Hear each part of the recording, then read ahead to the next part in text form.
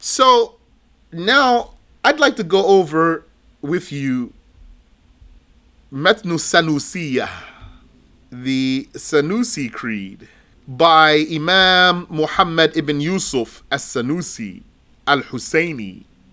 Al-Husayni means he's descendant of the Prophet alayhi salatu wassalam. Now also what I'd like to do here with this Sanusi Creed is I'd like to make this a test too, so you can see where's your level.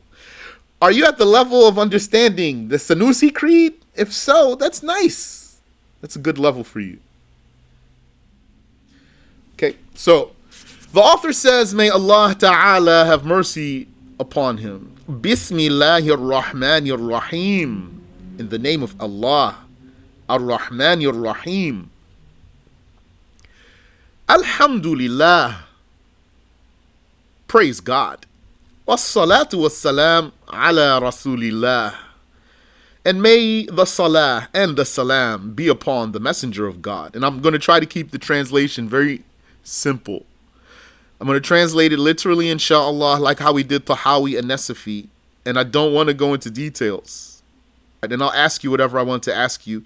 And hopefully you'll all have correct answers. And don't guess. If you don't know an answer, don't guess. Just don't answer.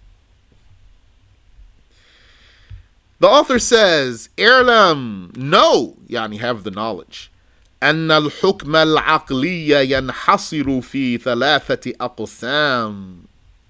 That the intellectual judgment. How many intellectual judgments are there? How many intellectual judgments are there? 3. Correct. So that the intellectual judgment is limited to 3 categories. What are they?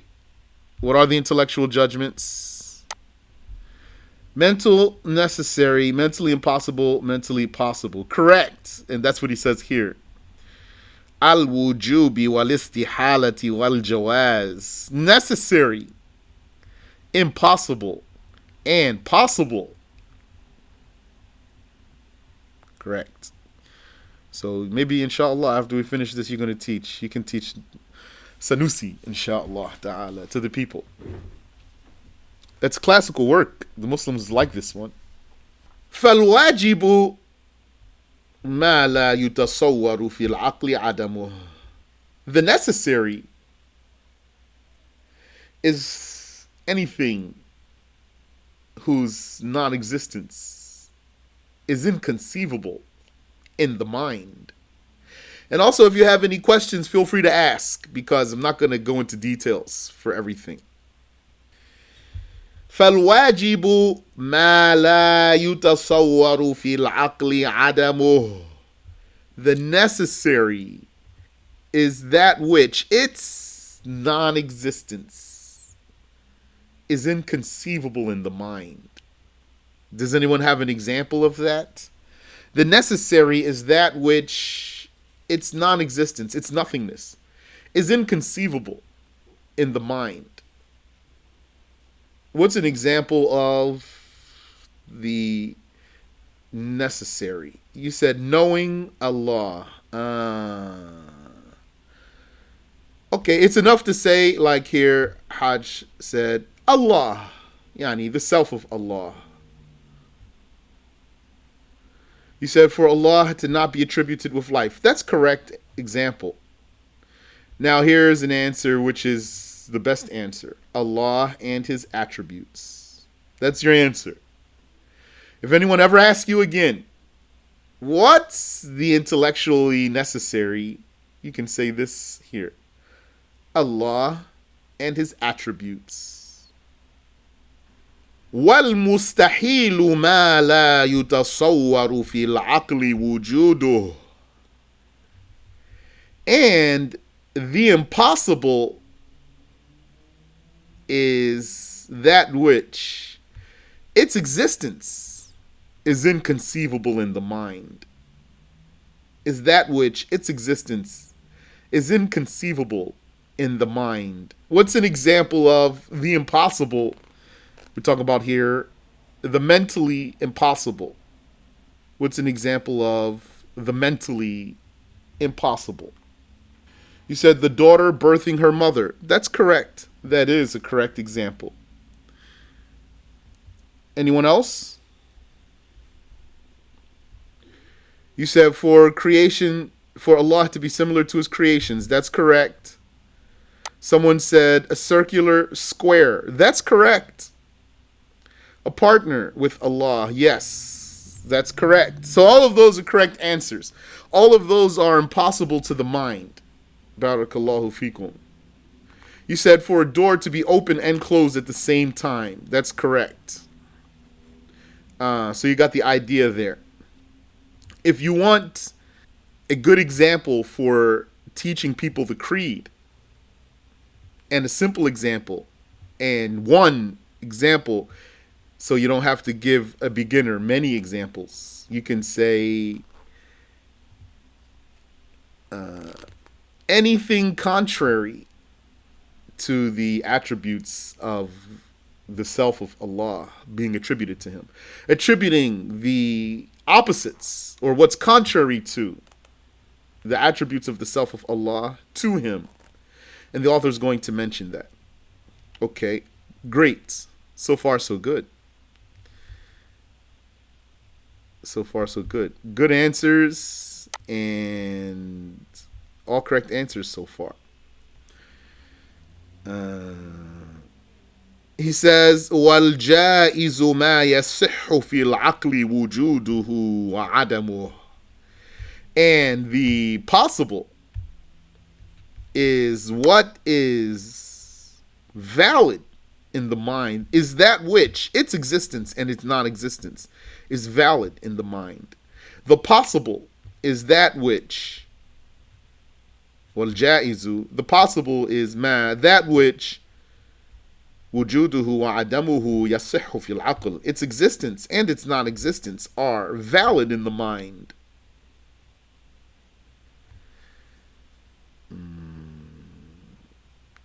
Give me one sentence, one encompassing sentence. That's an example for the mentally possible. One encompassing sentence. That's an example for the mentally possible. Okay, the possible, the mentally possible, by definition, is, and so by the way, you have here in Sanusi Creed here a documentation of the three mental judgments and their definitions. The possible is that which is its existence and its non-existence is valid in the mind. You said that which the mind can accept its existence at one point in time and its non-existence at another point in time. That's pretty much what I'm saying. So give me an example, though. That's a definition you gave. Here's the example I was looking for. The entire universe and everything that is in it. Correct. Here's another one. All creations. Correct. Every created thing is a possibility to the mind. That includes things that are not normally possible, like the miracles of the prophets. Very good. وَيَجِبُ عَلَى كُلِّ مُكَلَّفٍ شَرْعًا, and obligatory on every accountable one religiously is أن يعرف ما يجب في حق مولانا جل وعز, is to know what is necessary concerning our Lord, great and invincible. And now he's going to say something, but I want to ask a question before I continue. So the scholars said it's obligatory on us to know about God three things. What are those three things? hints. Now I just told you one, so that's a big hint for you. They said there are three things that are obligatory on the slaves to know about God.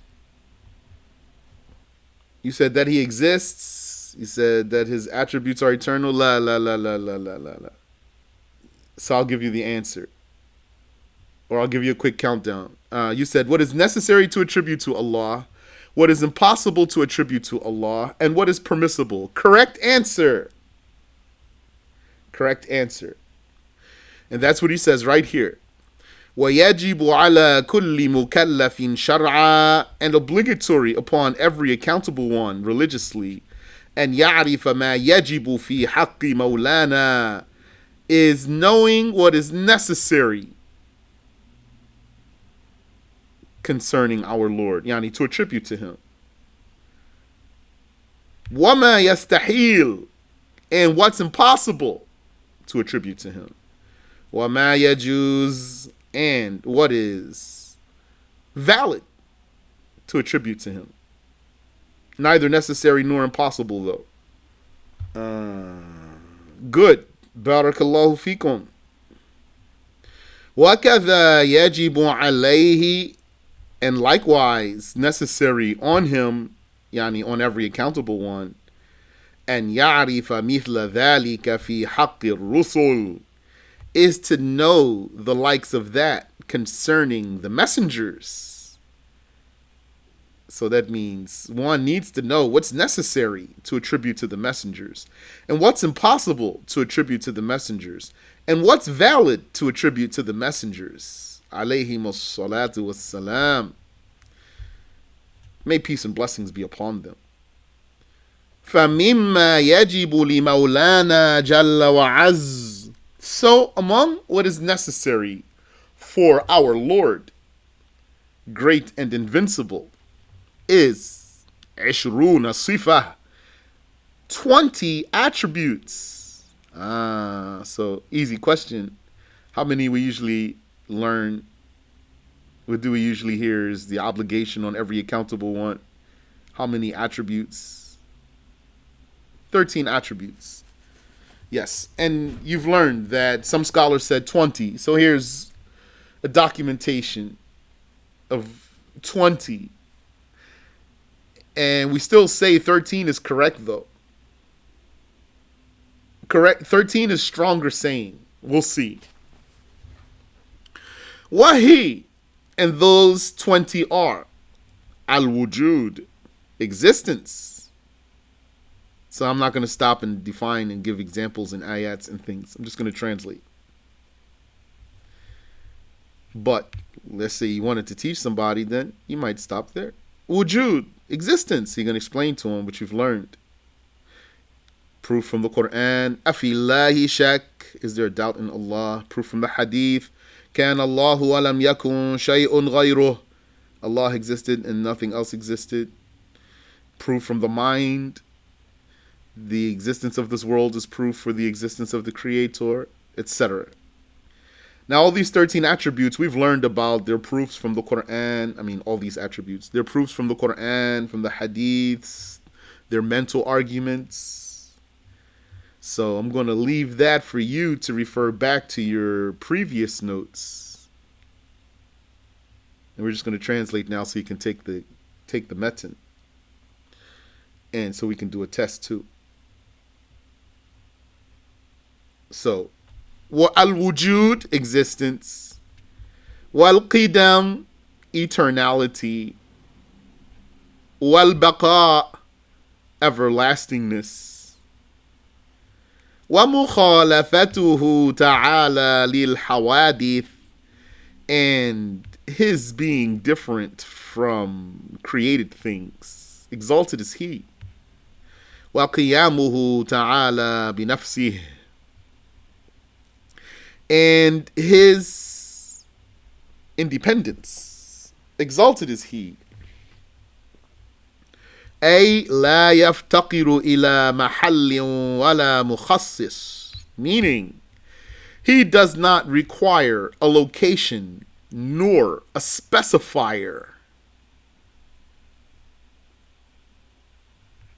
والوحدانية, and oneness.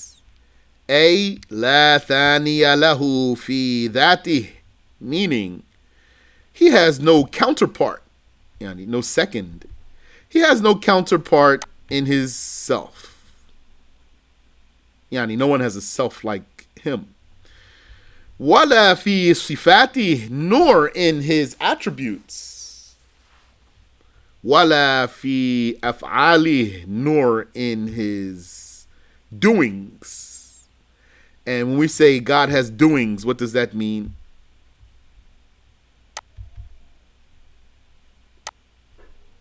When we say God has doings, what does that mean?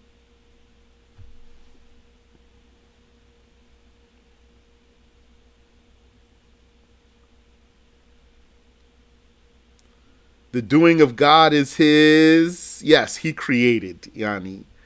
The doing of God is his creating. His creating. Hajj said his power. Here, no, we're going to make a difference here.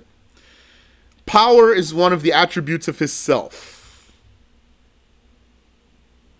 Also will, someone now, brother said, will. Will is an attribute of his self. Those are the attributes of the self. Sifatu that. Allah also has af'al, doings. Now, the doings of Allah, what does that mean? I just said means his creating.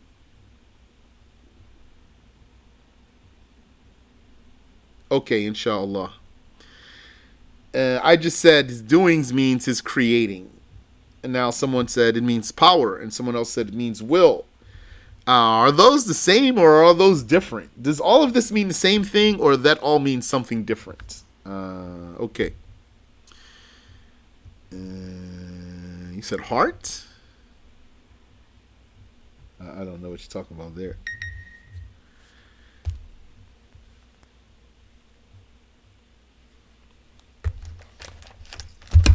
Whoa.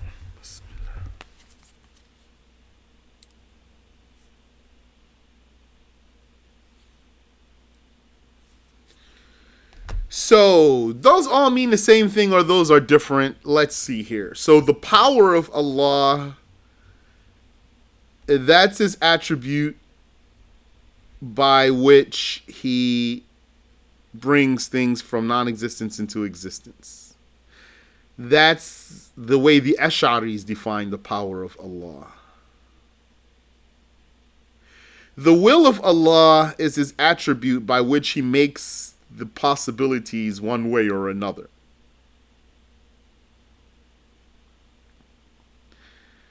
Now, the doings of Allah, according to the Ash'aris, means the traces of his power. The traces of his power.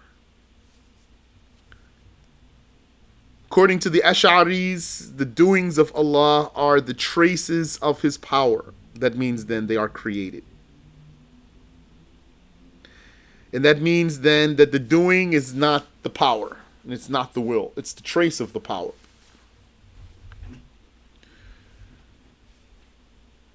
Okay, so, and this is an Ash'ari document here.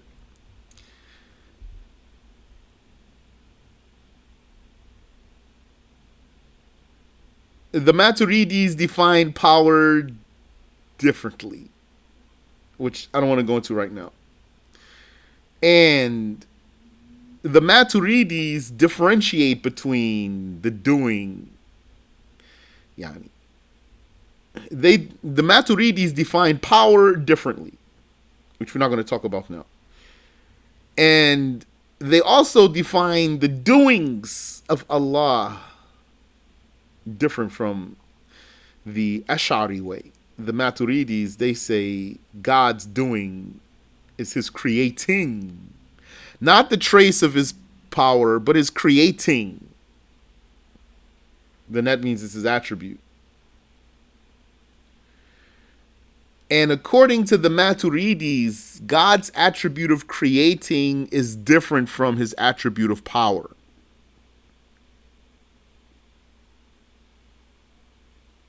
According to the Maturidis, God's attribute of khalq, creating, which is his fi'l, his doing or his action, is different from his attribute of power. So creating is an attribute of God, according to the Maturidis. Fi'l, doing, that's an attribute of God, according to the Maturidis. That's not power, and it's not will. So when I said the doing of Allah is his creating, that's the Maturidi way. And that's the way our Shaykh said is the stronger way. Not to say that the doing of Allah is the trace of his power. That's not the stronger way. But it's permissible to say it like that. Rather, the stronger way is to say like the Maturidis, that the doing of Allah is his creating, and that is an attribute of his itself.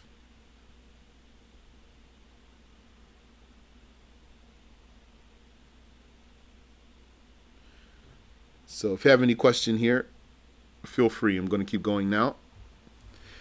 He says, may Allah have mercy upon him, فَهَذِهِ سِتُّ صِفَاتٍ.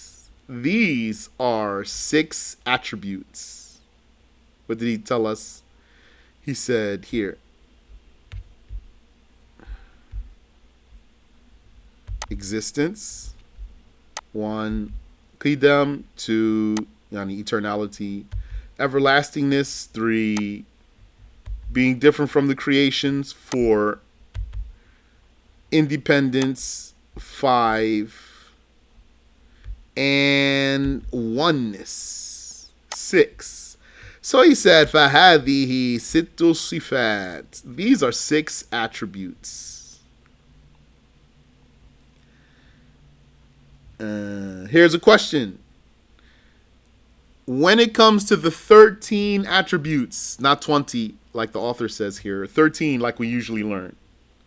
When it comes to the 13 attributes, how many categories are those 13 attributes broken into or divided into? Into how many categories are those 13 attributes divided? 3. That's correct answer. Correct answer. And he's going to tell us what they are. Let's see. So he said these are 6 attributes that are named, that have been named so far. Al-ula nafsiyah. The first of those 6 is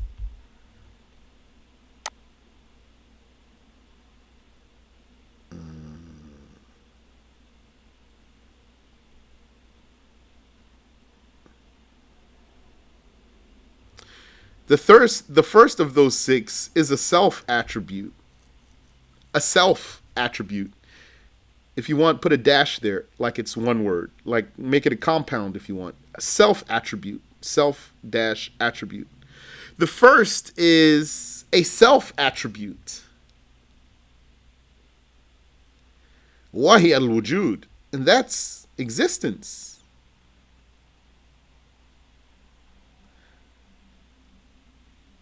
So that means this attribute of wujud, existence, has a category of its own.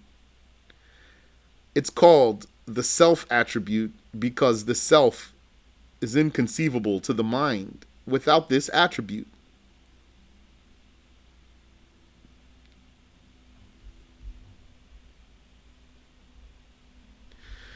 وَالْخَمْسَةُ بَعْدَهَا سَلْبِيَّةٌ. And the 5 after this one are negating attributes. Negating here means negating imperfection from Allah. And negating here means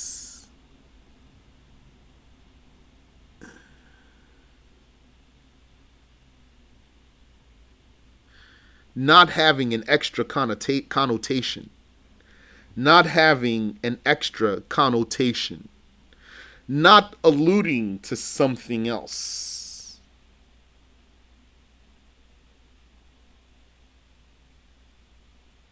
Yani, not alluding to something additional. So that's what salbiya means here. Because when you say, yani, all these five here, all of them have a meaning of denying something. So, what's the meaning of eternality? A denial of having a beginning. What's the meaning of baqa, everlastingness? A denial of coming to an end. What's the meaning of dissimilarity to the creation? A denial of comparability. What's the meaning of independence? A denial of requirement. What's the meaning of oneness? A denial of a partner. And so these are the negating attributes. But here's a question for you.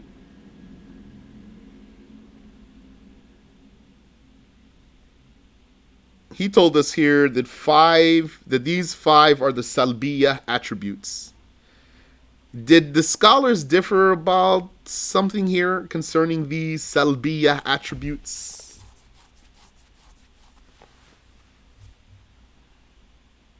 Yes, they did. That's a correct answer. So what is it then? What did they differ about concerning these salbiyyah attributes? He said existence? No. The author here didn't even say existence is one of the salbiyyah attributes. What did he say? He said these are 6 attributes. One of them is the self attribute and 5 of them are negating attributes. And he says the self attribute is existence. So not that one. That's not even in the category.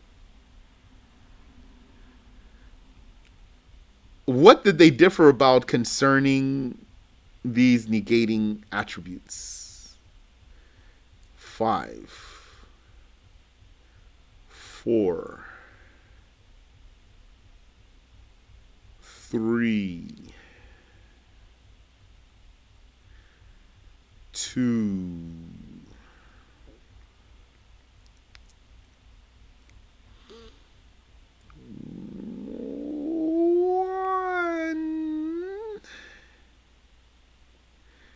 They differed about everlastingness. Okay, good. Barakallahu feek. They differed about everlastingness. Only thing about these answers that I'm looking for, you have to be careful, brothers and sisters, because I do want an accurate answer, but at the same time, I don't want to wait too long for you to answer me. Because it's recording and lesson and everything. I don't want to leave big gaps and stuff like that. So, yeah, I know sometimes it takes a minute to type. That's why I do the countdown. Okay, so correct, everlastingness. So according to some, everlastingness is not a negating attribute. Everlastingness is one of the other ones.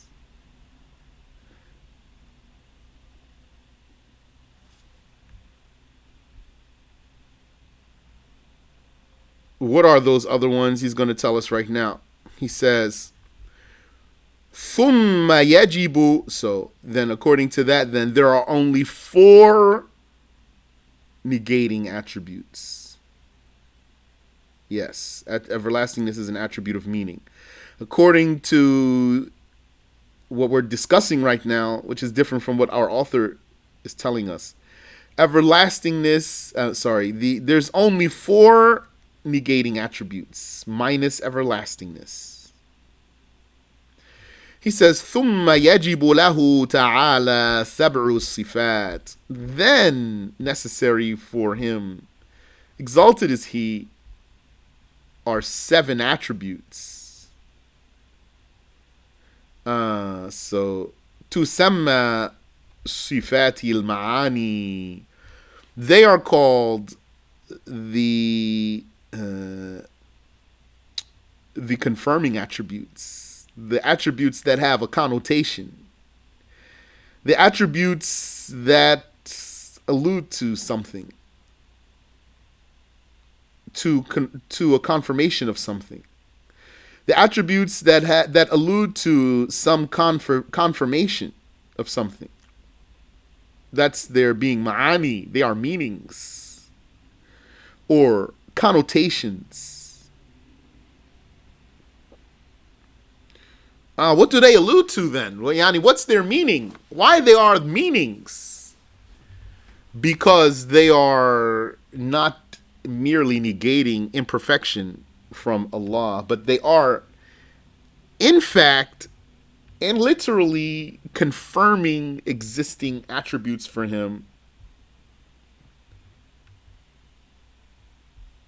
So oneness, for example, is a negation of having a partner. So it's not confirming. Someone might say, doesn't it confirm that he doesn't have a partner? So yeah, you're going around in circles there, if that's how you're thinking. Confirming that he doesn't have a partner, that means it's denying that he has a partner. So, but it's not confirming something more than that. Yani, it's not alluding to something else. But here, when he says, he starts naming them. وَهِيَ الْقُدْرَةُ وَالْإِرَادَةُ. And they are, the first two he tells us, power and will. So these are meanings. Well, what does that mean? It means that they don't merely negate imperfection, which would be weakness and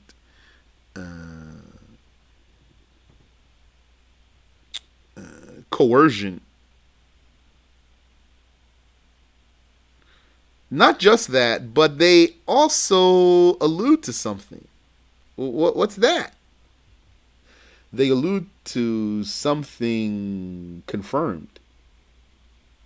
It's not just the negation of something. There is a negation of something, but more than that, though. Not like the first the category of salbiya, just denies something, not alluding to something confirmed. Here, these are saying there's actually an attribute. It's not just lack of weakness. There's a confirmation of power. Something. What does that mean? It means when you think of the meaning of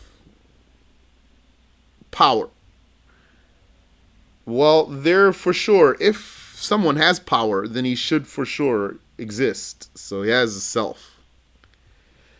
If someone has power, then he does for sure have a self, so that he could have power, so that he'd be powerful.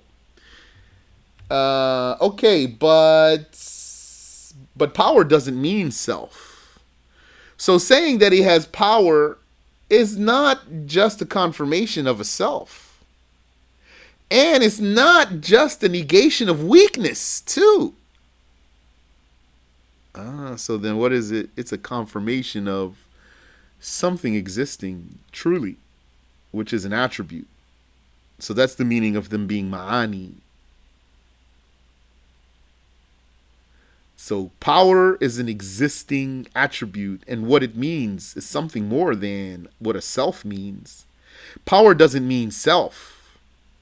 Power confirms a self, and more than that in meaning. Power in meaning confirms a self because an attribute has to be attributed to a self. So power would confirm a self and also something more than that. So that something more than that right there, that's what's being alluded to. So that's the meaning of these being ma'ani. Meaning they indicate something confirmed and not merely are they a negation. So wahiya, and they are, and if that's not clear or if you have any question, feel free to ask, please. And they are al-qudra, power, wal-irada, and will, al-muta'alliqatani بجميع الممكنات, both of which are related to or pertain to, both of which are related to or pertain to all of the possibilities. That should be clear for you. So, they both relate to or pertain to all possibilities. What does this mean? What it means is that by his power, he brings anything possible from nothingness into being. And by his will, he makes anything possible be any way or another way. Be any possible way or another possible way. By his power, he makes any possibility happen, yani, come into being from nothingness. Or he can render it non-existent after being existent by his power. And by his will, he makes any possibility possibly one way or another way. And so his power and his will are both related to all possibilities.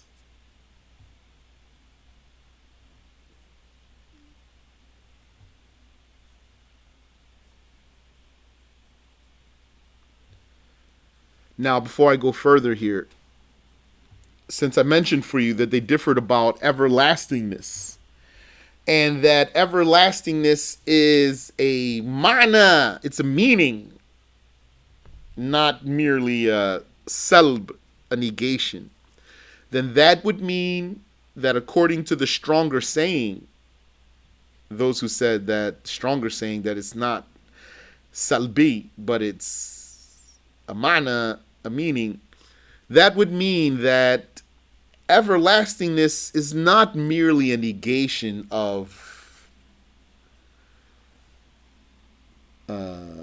non-existence or a negation of vanishing, but it's a confirmation of something. So what is that? It's a confirmation then of a lasting existence. So existence is one thing.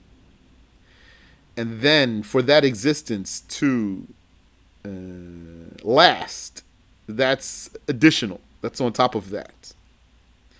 Those are simple words for you, insha'Allah ta'ala. So what we learned is strong saying is everlastingness is a confirming attribute. Then he says, وَالْعِلْمُ المتعلق بجميع الواجبات والجائزات والمستحيلات. So here's another question for you. This is a good one. How did the scholars differ about what power relates to versus what knowledge relates to? How did the scholars differ about what power relates to versus what knowledge relates to? How did they differ about the pertinence of power versus the pertinence of knowledge? Power relates to intellectual possibilities, whereas knowledge encompasses everything. Okay, your answer is on the right track. Can you just expand that a little bit? Or give me, look, Yani, just something lacking in your expression, but you're so much on the right track there. Power is that Allah brings from non-existence to existence. This is not the question. This is an answer to a different question. What you said is the answer to another question. That question would be, what is God's attribute of power? And then you say power is Allah's attribute by which he brings the non-existent into existence. So, but this brother here, Abu Asiya, has the right answer just want him to word it a little bit differently. So you said power relates to the intellectual possibilities. Correct. Whereas knowledge encompasses everything. That's correct. But how you could improve the statement is to say, whereas knowledge relates to, so you could have kept the same word relate.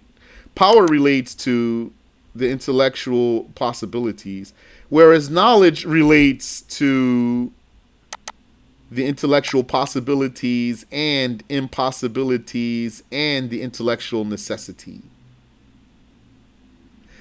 That's the right answer there. Like you mentioned, this mental judgment of intellectual possibility, there's two other mental judgments. So you could have mentioned those too, like you mentioned this one. So power relates to the intellectual possibilities, not the impossible nor the necessary. Whereas knowledge relates to the intellectual possibilities and the impossibility and the necessary. وَالْحَيَاةُ, and life, وَهِيَ لَا تَتَعَلَّقُ بِشَيْءٍ, and it does not pertain to anything. وَالسَّمْعُ وَالْبَصَرُ, and hearing and sight, الْمُتَعَلِّقَانِ بِجَمِيعِ الْمَوْجُودَاتِ, those two that pertain to all existing things. The hearing and the sight, those two that pertain to all existing things. And what he said there, that's one wording, one way of wording that's valid. That God hears everything and God sees everything. What's an alternative to this statement? What's the alternative to saying God hears everything and God sees everything? What's the alternative according to the people of the prophetic way to this wording? This is fine wording, and then there's another way you can say it. He said God's hearing and sight pertain to all existing things. What's another way you could say this case? Correct. He sees all visible things or seeable things. And he hears all hearable things. Correct. So you could say, he hears all that's heard and he sees all that's seen. That's correct. That's valid. And you could say, he hears everything and he sees everything. And that's correct and that's valid. But what's important for you to know here is that his hearing and sight do not pertain to the non-existent. So by saying his hearing and sight pertain to all existing things, that excludes what doesn't exist or anything that doesn't exist. It wouldn't be heard or seen. The non-existent would not be heard nor seen. And if we say he hears everything heard and he sees everything seen, that still excludes the non-existent. So you can say it either way. You could say he hears and sees all that exists, or he hears and sees everything, or you can say he hears and sees everything heard and everything seen. Yani he hears everything heard and sees everything seen.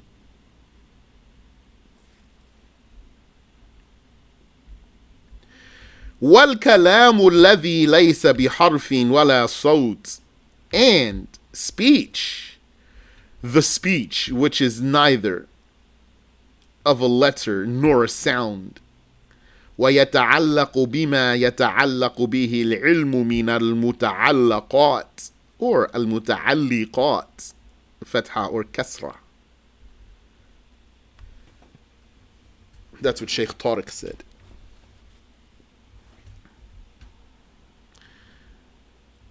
And speech is related to whatever knowledge is related to. What's knowledge related to? Knowledge is related to the possible, the impossible, and the necessary. So that would mean then that speech is related to the possible, the impossible, and the necessary. Or if you want, you can say something that's maybe something easier to understand, which is to say speech pertains to what's spoken. Speech pertains to what's spoken. So then, doesn't Allah though mention the necessary? He does, because he told us about himself. Doesn't he mention the impossible? He does, because he told us he doesn't have a partner, for example. Doesn't he mention the possible? He does. He told us all about creations and told us about unseen things. So his speech pertains to, he speaks about the necessary, that's God himself and his attributes. And the possible, that's everything in the universe. And the impossible,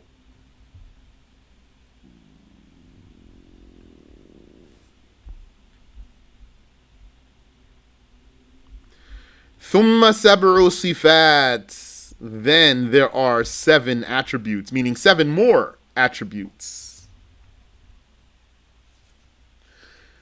Then ثم سبع صفات, then 7 attributes, تسمى صفات معنوية, they are called معنوية attributes. وهي ملازمة للسبع الأولى, and they are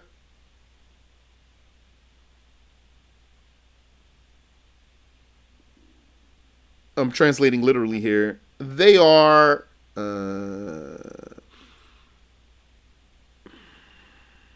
literally, they are bound to the first 7.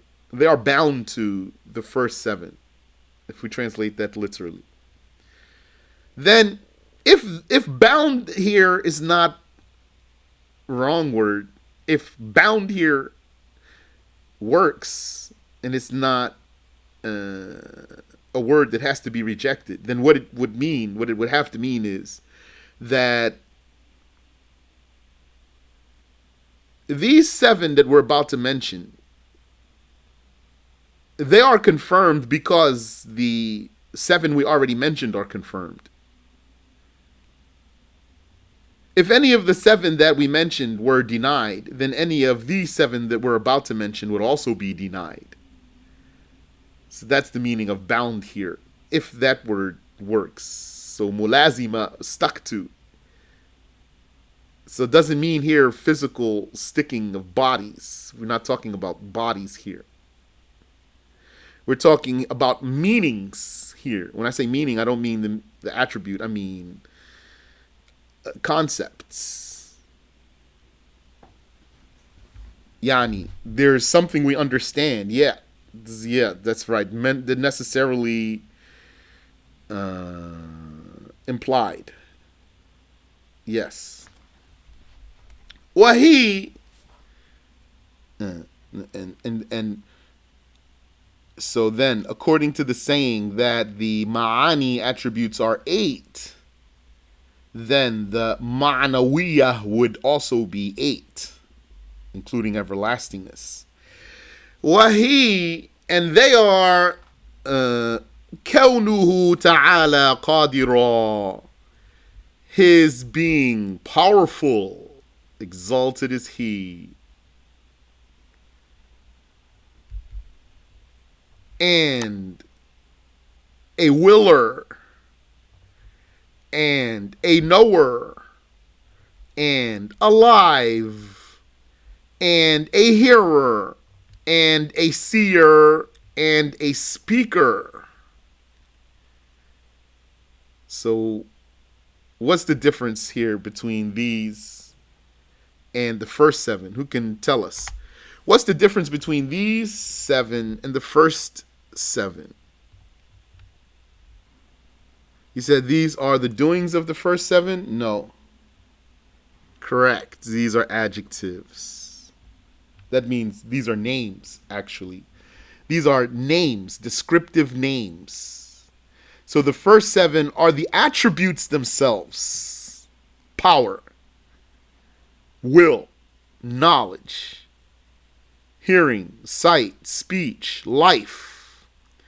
These seven are the names that anyone who had such attributes would have. Qadir, powerful. Murid, willer.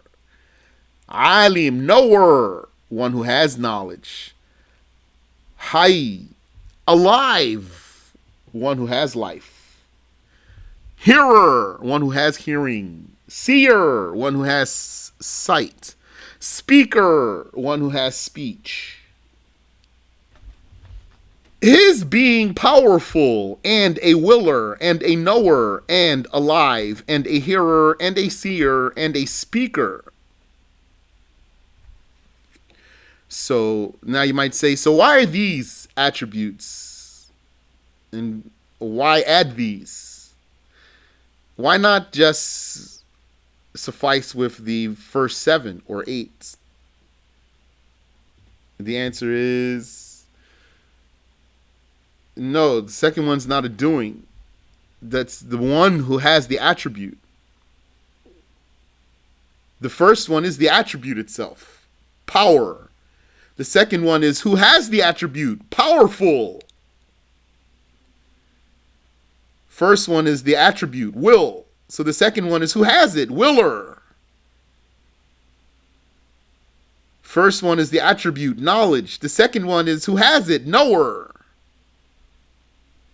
So these last 7 here that we said are necessarily implied by the first 7, they are the names. They are the descriptive names. They are the adjectives that are derived from the attributes. So someone might say, why not just stick to the first 7? Why mention these 7 too? And that's exactly the argument of those who said 13 is enough. If you don't list these last 7, you're not going to miss them.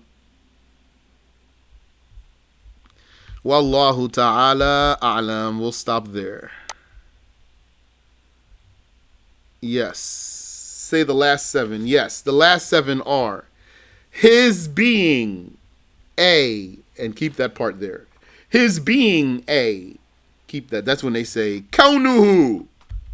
That's the meaning of that word, kaunuhu. His being qadiran, powerful. Wa muridan, and a willer. And a knower. And alive. And a hearer. And a seer. And a speaker. And there was another question here. It says, can you repeat the knowledge one more time, please? Yes. The knowledge of God pertains to all 3 mental judgments. So God's knowledge, or let's say it this way, the intellectually necessary is known to God, and the intellectually possible is known to God, and the intellectually impossible is known to God. So the necessary, the possible, and the impossible are all known to God. Then that means his power pertains to all of them. However, the necessary is not under God's power, because God is the necessary being, and he didn't create himself. So power doesn't pertain to the necessary here. And impossible, the impossible doesn't even come into existence. So it wouldn't be something under power. It wouldn't be something under control. the impossible wouldn't be under control because it wouldn't never come into existence by definition. So then also the power of God doesn't pertain to it. So the power of God pertains exclusively to the possibilities.